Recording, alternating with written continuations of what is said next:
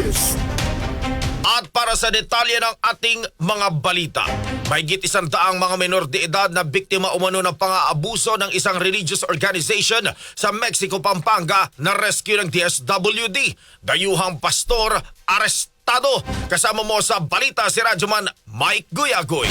RMN Live Report.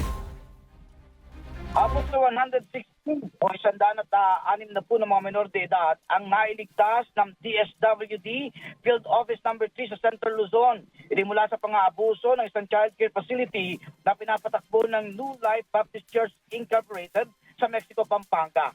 Isinilbi ng DSWD ang isang cease and desist order sa New Life Baptist Church matapos makumpirma ang mga pang-aabuso sa mga bata na edad 3 months old and 17 years old at dahil na rin sa paglabag sa mga regulasyon ng DSWD.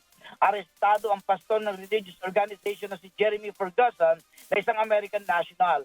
Ihilingin na rin ng DSWD na ilagay sa whole departure order ang naturang dayuhang pastor. Ayon kay Assistant Secretary Janet Armas, ang head ng regulatory services ng DSWD, batay sa reklamo ng mga magulang, nagsimba lamang umano ang kailang mga anak pero hindi na umano pinauwi ang mga bata. Pero sa halip umano na arugain ay minamaltrato ang mga ito. 8 mga bata ang nakitaan ng mga sariwang sugat na dulot pa umano ng pagkadena sa kanila. Inilipat na ngayon sa isang care facility ng DSWD sa Lubao, Pampanga ang maturang mga na-rescue ng mga bata na sasailalim sa psychosocial processing. Dahil naman sa pangyayari, maghihigpit ng DSWD sa pagbibigay ng accreditation sa mga Social Welfare and Development Agency o SWADA.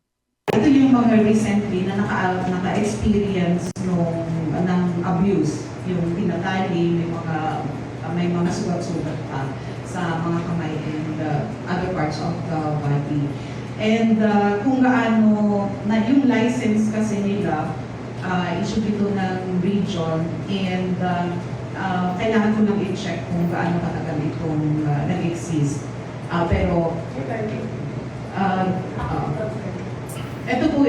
Basta ito po ay license. So doon sa report namin, 2022.